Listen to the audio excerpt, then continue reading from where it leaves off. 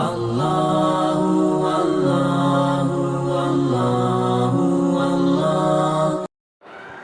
اللہ الرحمن الرحیم۔ ناظرین کرام، السلام علیکم ورحمۃ اللہ وبرکاتہ۔ امید کرتا ہوں کہ آپ بخیر و عافیت ہوں گے۔ ایک سلسلہ ہم نے شروع کیا تھا، امام مہدی آنے والے ہیں، اور اس سلسلے میں 2 ویڈیوز میں اپلوڈ کر چکا ہوں، اور پھر وہ سلسلہ بیچ میں منقطع ہو گیا تھا۔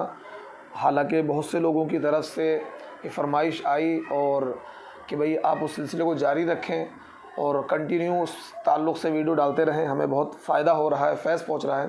لیکن کچھ میری اپنی مصروفیات تھیں جن کی وجہ سے اس سلسلے کو میں جاری نہیں رکھ پایا۔ لیکن اب انشاءاللہ میں وعدہ کرتا ہوں آپ سے، اور ارادہ کر رہا ہوں، اللہ سے دعا گو بھی ہوں کہ اللہ تعالیٰ اس سلسلے کو پائے تکمیل تک پہنچا دیں۔ تو آج اس سلسلے کی ہم تیسری کڑی، کیونکہ امام مہدی آنے والے ہیں، اصل ہمیں امام مہدی کے تعلق سے اور دجال کے خروج کے تعلق سے بیان کرنا ہے، لیکن امام مہدی کب آئیں گے اور ان سے پہلے کیا حالات بنیں گے، تو ان تمام چیزوں کو بیان کرنا ضروری ہے۔ تو اسی وجہ سے میں نے یہ کہا تھا کہ بالکل ابتدا سے انتہا تک بیان کیا جائے، کیونکہ امام مہدی کا تعلق قرب قیامت سے ہے، اور قیامت کی بے انتہا علامتیں ہیں، اور ان قیامت کی علامات کو محدثین نے، مفسرین نے، شارحین حدیث نے 3 طرح کی علامتوں میں تقسیم کیا ہے: علامات بعیدہ، علامات متوسطہ، علامات قریبہ۔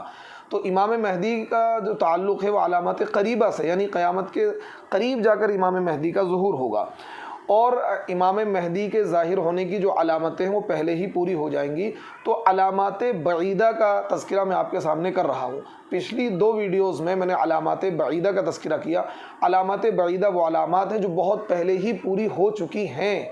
علامات، یہ جو زمانہ چل رہا ہے، یہ علامات متوسطہ کا زمانہ چل رہا ہے، اور علامات متوسطہ کا بھی اخیر کا زمانہ چل رہا ہے، علامات قریبہ کا زمانہ شروع ہونے والا ہے۔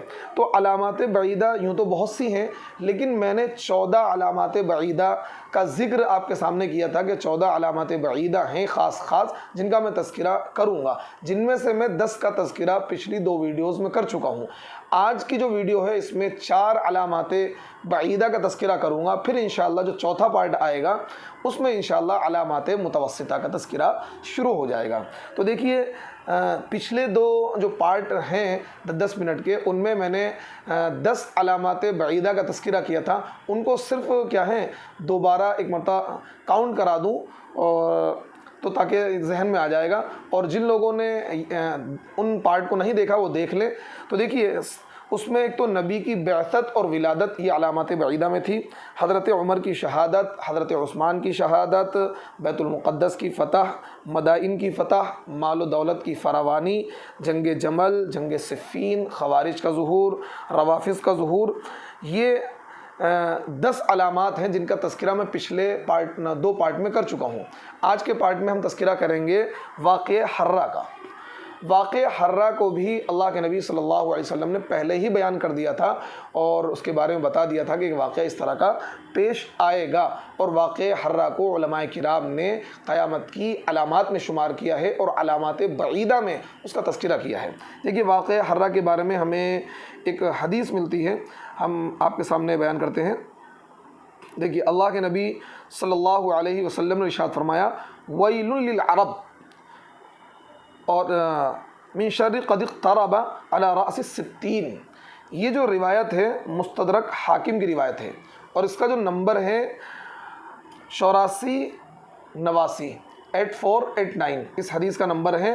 اس کا ترجمہ ہے: ہلاکت ہے اہل عرب کے لیے، ہلاکت ہے اہل عرب کے لیے اس شر کی وجہ سے جو بہت ہی قریب ہے، جو 60 ہجری پر ہوگا۔ ویل للعرب، ویل للعرب من شر قد اقترب علی رأس 60۔ یہ حدیث کے الفاظ ہیں کہ ہلاکت ہے عربوں کے لیے اس شر کی وجہ سے جو بہت ہی قریب ہے، جو 60 ہجری پر ہوگا۔ اور واقعہ حرہ جو پیش آیا ہے وہ 60 ہجری پر پیش آیا ہے، اور بہت ہی خطرناک واقعہ تھا۔ مدینے پر چڑھائی یزید کی طرف سے مدینے پر چڑھائی کی گئی اور مکے پر چڑھائی کی گئی اور قتل و غارت گری کا ایک ماحول بنایا گیا۔ دیکھیے وہ میرا موضوع نہیں ہے، صرف میں اشارہ کر دوں کہ واقعہ حرہ بھی علامات قیامت میں سے ہے، اور جس شخص کو واقعہ حرہ کی تفصیلات دیکھنی ہے تو تاریخ اسلام جلد نمبر 1 میں مولانا اکبر نجیب آبادی کی جو کتاب ہے اس میں اس کی تفصیلات آپ دیکھ سکتے ہیں۔ دیکھیے اسی طریقے سے نبی علیہ الصلوۃ والسلام نے قتل حسین کا بھی ذکر کیا تھا کہ میرے نواسے حسین کو قتل کیا جائے گا، اور اس کو کیا ہے علامات قیامت میں شمار کیا ہے۔ دیکھیے روایت کون سی ہے؟ حضرت ام فضل بنت حارث رضی اللہ عنہا فرماتی ہیں کہ ایک دفعہ نبی کریم صلی اللہ علیہ وسلم کی آنکھوں سے آنسو جاری تھے۔ میں نے کہا اے اللہ کے نبی، میرے ماں باپ آپ پر فدا ہوں، آپ کو کیا ہوا؟ آپ صلی اللہ علیہ وسلم نے ارشاد فرمایا، دیکھیے اس کے حدیث کا ترجمہ سن لیجئے۔ حضرت جبریل علیہ السلام آئے تھے اور انہوں نے مجھے یہ بتایا ہے کہ میری امت میرے حسین کو شہید کر دے گی۔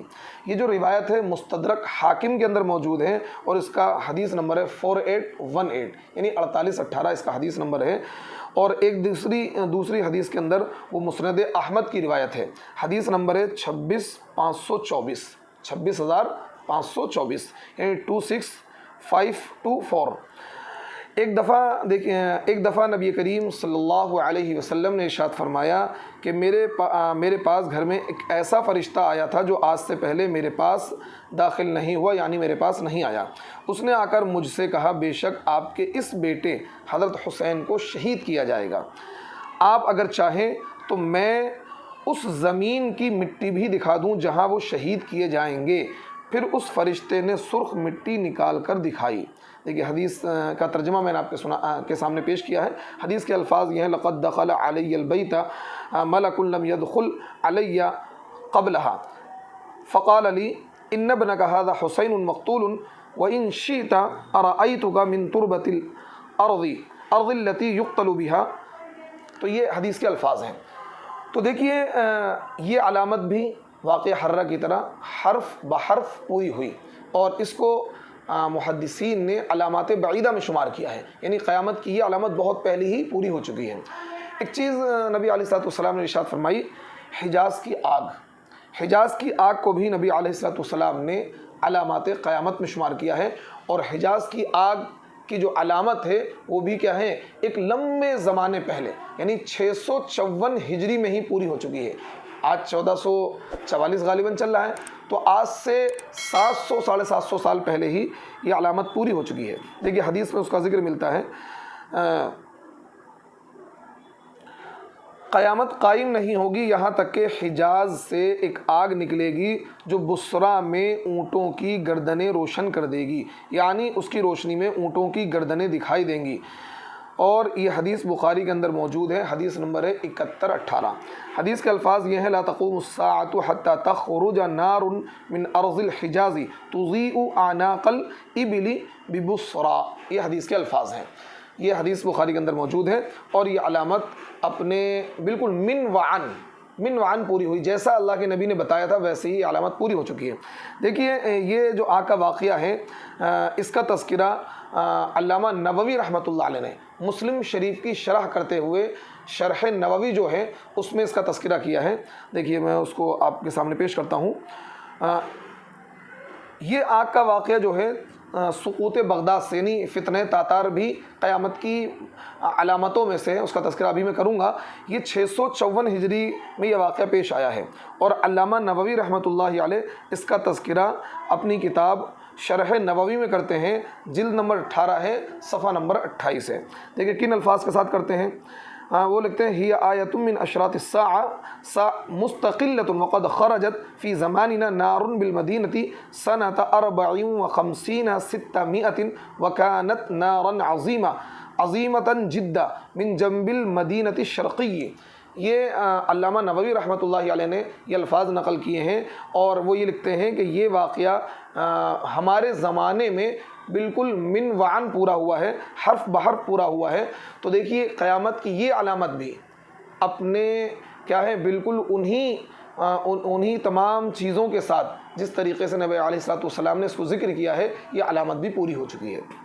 اب دیکھیے آخر میں میں نے 14 علامت کا آپ کو بتایا تھا. تو علامات بعیدہ میں ایک چیز یہ بھی ہے فتنہ تاتار، یعنی نسل انسانی کا اس سے بڑا کوئی فتنہ نہیں ہے. جو مورخین لکھ رہے ہیں میں ان کی بات نقل کر رہا ہوں کہ حضرت آدم سے اس کائنات کو وجود ملا ہے، یعنی حضرت آدم سے اس کائنات کی ابتدا ہوئی ہے، اور آج تک کیا ہے فتنہ تاتار سے بڑا کوئی فتنہ نہیں ہوا ہے. اتنا خطرناک فتنہ، اتنا زبردست فتنہ، اتنی خطرناک قتل و غارت گری آج تک امت میں پیش نہیں آئی ہے جو تاتاری فتنے کی شکل میں امت کے سامنے پیش آئی. کیا تھا فتنہ تاتار؟ دیکھیے فتنہ تاتار کی جو تفصیلات ہیں بہت زیادہ ہیں، لیکن یہاں پر میں ان شارٹ آپ کے سامنے کچھ چیزیں رکھوں گا. یہ فتنہ تاتار کب پیش آیا اور کیوں پیش آیا، صرف یہ بات. 656 ہجری میں یہ فتنہ تاتار پیش آیا ہے. تاتاری قوم نے مسلمانوں پر، مسلمانوں کی سلطنتوں پر حملہ کر دیا اور بہت ہی زبردست قتل و غارت گری انہوں نے پھیلائی. تقریباً 1 مہینے تک، بلکہ 1 مہینے سے زیادہ تک بغداد میں قتل عام مچایا اور خون خرابہ کیا. عورتوں کو، بچوں کو قتل کیا گیا، حتیٰ کہ حاملہ عورتوں کے پیٹ سے بچے نکال کر انہیں قتل کیا گیا، ان کے ٹکڑے کیے گئے. مسلمانوں کی لاشوں کے انبار لگا دیے گئے، ڈھیر لگا دیے گئے. مسلمانوں کے سروں کو کاٹ کاٹ کر کیا ہے مینارے بنائے گئے. اس طریقے سے مطلب تاتاری قوم نے مسلمانوں پر ظلم کیا. اچھا، اس کا سبب کیا بنا تھا؟ اس کا سبب یہ بنا تھا اس وقت کا جو بادشاہ تھا علاء الدین محمد خوارزم شاہ.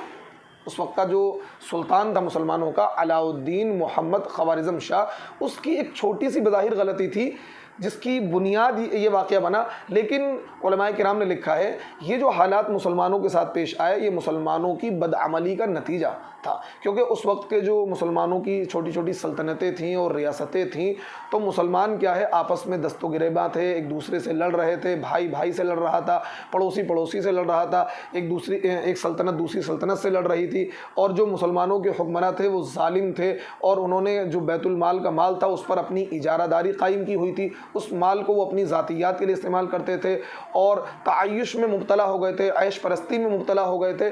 دنیا کی فکر تھی، آخرت کی فکر نہیں تھی. تو اصل وجہ مسلمانوں کی بدعمالی ہے اس فتنے کی. لیکن جو ظاہری سبب بنا، جس کی بنیاد پر ہلاکو خان کے چنگیز خان کے پوتے ہلاکو خان نے کیا ہے بغداد پر حملہ کیا، وہ علاء الدین محمد خوارزم شاہ کی ایک غلطی تھی. وہ غلطی کیا تھی؟ وہ غلطی یہ تھی کہ چنگیز خان اور مسلمانوں کے درمیان یہ معاہدہ ہوا، علاء الدین محمد خوارزم شاہ کے درمیان یہ معاہدہ ہوا تھا کہ ہم آپ کے ملک میں جا کے تجارت کریں گے اور آپ ہمارے ملک میں آ کر تجارت کریں، آپ کے لوگ. تو اس طریقے سے آپس میں تجارت کا معاملہ چلتا رہا. تو جو منگول تھے، منگول کو ہی تاتاری کہتے ہیں اور یہی مغل ہیں. تو یہ ایک ہی نسل، منگول کہہ لو، مغل کہہ لو، تاتار کہہ لو، یہ ایک ہی چیز ہے. تو یہ جو منگول تھے انہوں نے کیا کیا، تجارت شروع کر دی. تو اب تجارت کی غرض سے قافلہ آیا ہوا تھا تو علاء الدین کو یہ اطلاع ملی کہ ان میں جاسوس بھی ہیں. تو اس نے اس اطلاع پر اس پورے قافلے کو قتل کر دیا جو لوگ تجارت کی غرض سے آئے تھے، اور اس میں یقیناً جاسوس تھے.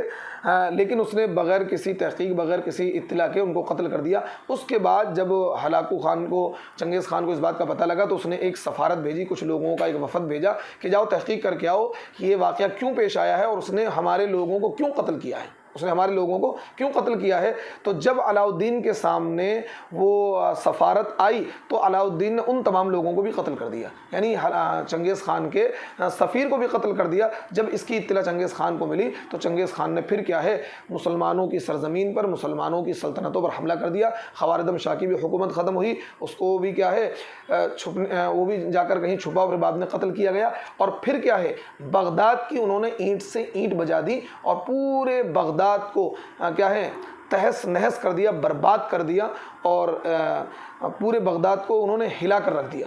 تو یہ جو فتنہ تاتار ہے یہ بھی قیامت کی علامتوں میں سے تھا اور اس کا شمار نبی علیہ الصلوۃ والسلام نے قیامت کی علامتوں میں کیا ہے.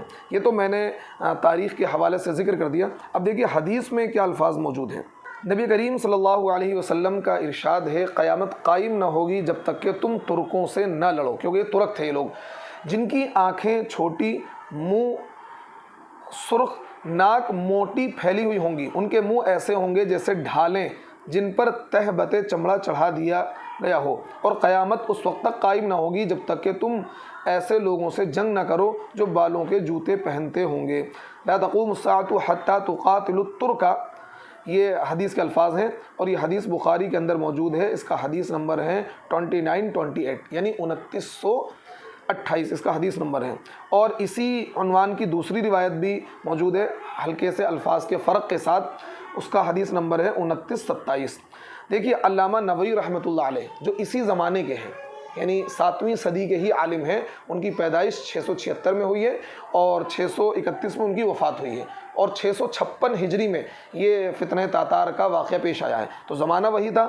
تو علامہ نووی رحمۃ اللہ علیہ شرح نووی میں جلد نمبر 18 صفحہ نمبر 37 میں دیکھیے کیا لکھتے ہیں۔ انہوں نے لکھا ہے، انہوں نے اپنے زمانے میں اس فتنے کو دیکھ کر یہ فرمایا، علامہ نووی کہہ رہے ہیں، علامہ نووی نے اس فتنے کو دیکھ کر یہ فرمایا کہ یہ علامت ہمارے زمانے میں تمام صفات کے ساتھ پائی گئی، چنانچہ ان ترکوں کا حلیہ نبی کریم صلی اللہ علیہ وسلم کے بیان کے مطابق بالکل ویسا ہی تھا جیسا کہ حدیث میں بیان کیا گیا ہے۔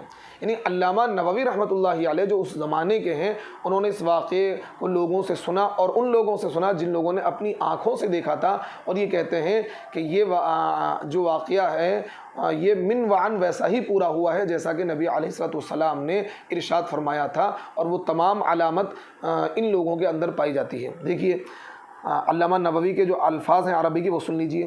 وقد وجدوا فی زماننا ہکذا وہذہ كلها معجزات لرسول اللہ صلی اللہ علیہ وسلم قد وجد قتال هؤلاء الترک بجمیع صفاتهم التي ذکرها صلی اللہ علیہ وسلم فوجدوا بهذه الصفات كلها في زماننا، یعنی یہ واقعہ اپنی تمام صفات کے ساتھ ہمارے زمانے میں پایا گیا ہے، یہ علامہ نووی رحمۃ اللہ علیہ بیان کر رہے ہیں۔ تو دیکھیے یہاں علامات بعیدہ کا تذکرہ مکمل ہوا۔ اگلی جو ویڈیو آپ کے سامنے آئے گی اس میں تذکرہ ہوگا علامات متوسطہ کا۔ السلام علیکم ورحمۃ اللہ وبرکاتہ۔